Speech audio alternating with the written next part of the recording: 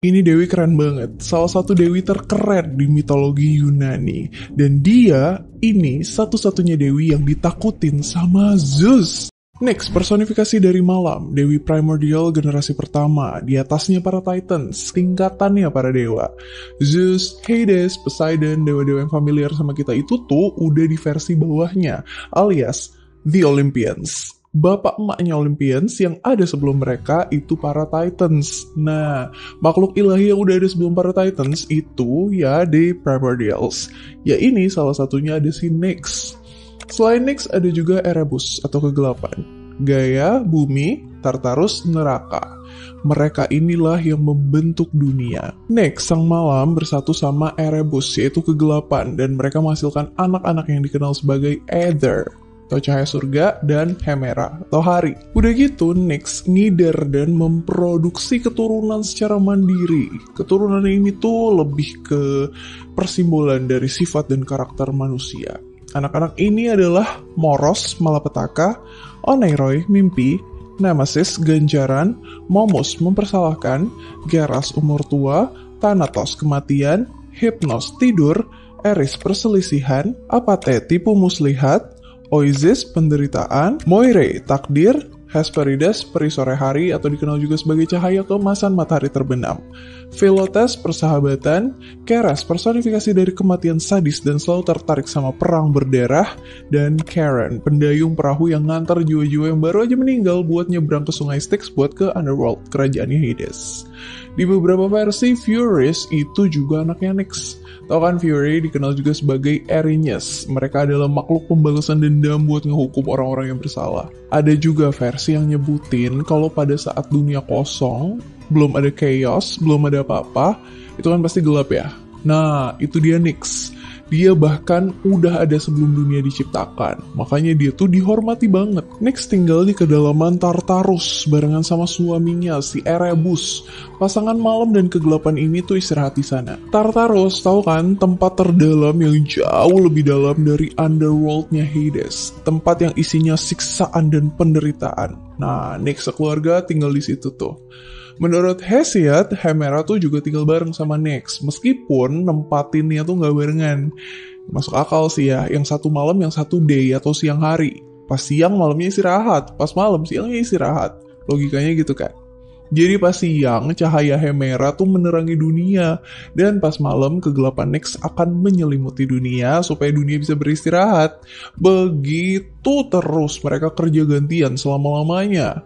Ini jadi cerita penjelasan mengenai siang dan malam yang dipercayai sama masyarakat Yunani kuno. Tapi ceritanya berubah ketika ada Dewi Eos, Dewi Fajar atau Subuh. Peran Aether dan Hemera juga digantikan sama Helios, Titan Matahari. Terus habis itu ke Apollo, Dewa Matahari dan Cahaya. Nextnya sih sebagai personifikasi malam tuh nggak pernah tergantikan sama ini di keseluruhan mitologi Yunani.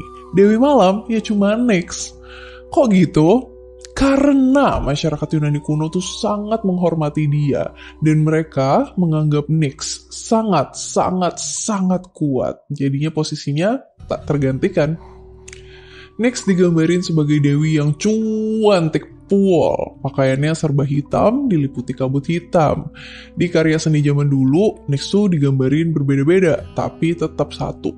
Dia sangat cantik. Antara penampilannya bersayap hitam atau naik kereta kuda dan ngelukis langit malam ditemenin sama kedua anaknya, Hypnos dan Thanatos. Meskipun jarang muncul di cerita-cerita yang ada, tapi Nyx diperkirain sangat kuat dan dihormati para dewa. Bahkan pemimpin para dewa sekalipun. Bayangin, Nyx ini kan personifikasi malam. Dia juga salah satu makhluk ilahi yang ada duluan. Bahkan termasuk yang paling awal tercipta di universe ini. Of course, kekuatannya itu luar biasa besar. Bahkan, Zeus, pemimpin dewa generasi ketiga yang juga pembantai para Titans, itu takut sama Nyx. Dia adalah satu-satunya dewi yang disegani sama Zeus, dan kabarnya si Zeus ini sangat menghormati kekuatan Nyx. Orang-orang kuno berpendapat bahwa Nyx itu lebih kuat dari Zeus. Mereka meyakini kalau Nyx ini jauh lebih tua dari Zeus, karena dia udah ada duluan, dan dia juga melahirkan begitu banyak makhluk ilahi yang ujung-ujungnya membentuk manusia juga alam semesta. Menurut mereka, Zeus ini tuh dewa baru yang dilahirin dunia, gak bisa dibandingin sama Nyx, yang justru ikut berperan dalam melahirkan dunia, gitu. Meskipun Nyx disebutin dalam Orphic liturgi, cuma ada sedikit bukti adanya pemujaan Nyx di kuil. Tapi dikatakan bahwa hewan hitam itu dikorbanin buat Nyx, terutama ayam hitam. Karena ayam kan ngumumin datangnya pagi, bahkan pas masih malam. Dalam buku Description of Greece karya Pausanias, ahli geografi di sekitar abad 110 sampai 180 Masehi nyebutin ada Oracle of the Night di Megara. Megara ini tuh sebuah kota Yunani di sebelah barat Athens. Juga terdapat patung Nyx yang dibuat sama pematung terkenal Rhoecus dan bertempat di kuil Artemis di Ephesus yang sekarangnya adalah Turki modern. Pausanias juga nyebutin kalau dia tuh ngelihat ukiran Nyx di kuil Hera di Olimpia, Yunani. Ukiran itu tuh nunjukin seorang wanita yang gendong dua anak. Satu anak lagi tidur, dibungkus pakaian putih di lengan kanannya, dan satu lagi terbungkus hitam di lengan kirinya. Sebuah prasasti menyatakan bahwa itu tuh Nyx, dan kedua anak itu adalah kematian, Thanatos, dan tidur, Hypnos. Moonstone atau batu bulan juga dipakai sama orang-orang buat menghormati Nyx. Dipakai selama bulan purnama. Dikatakan bahwa batu bulan itu cerminan dari orang yang memilikinya. Buat yang demen kristal pasti tahu nih, ini tuh batu yang bagus buat wanita muda dan remaja karena akan menyelaraskan kita dengan alam semesta. Nyx ini juga dipercaya sebagai dewi yang menyupport keinginan gelap kita dan perbuatan-perbuatan buruk kita. Kayak kriminal yang bergerak di waktu malam hari atau di gang gelap, atau kalau misalnya kalian diam-diam janjian sama pacar kalian waktu gelap, nah itu. Gak boleh ya gigs. Ganjarannya bisa berkali-kali lipat loh. Tapi ya, dilindungi sih sama Nyx. Anyway, selain hal buruk, masyarakat Yunani kuno juga nganggep Nyx sebagai pelindung.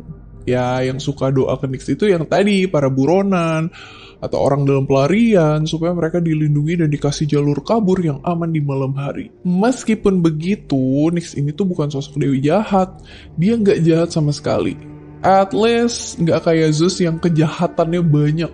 Ya iyalah, penjahat, if you know what I mean. Karena jarang yang ceritain komplit soal Nyx, dia pun jarang banget terlibat di affair dan dramanya para Olympians. Kita tuh jadi nggak tahu banyak soal Nyx. Personality-nya, karakternya, kita tuh cuma taunya dia sangat dihormati sama semua orang.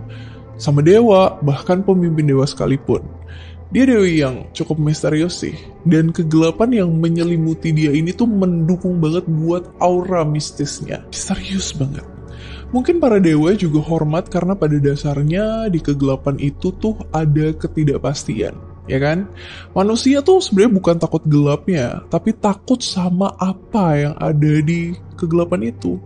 Jadi rasa ketidakpastian itulah yang bikin kita nggak nyaman. Alright, that's all about Nyx.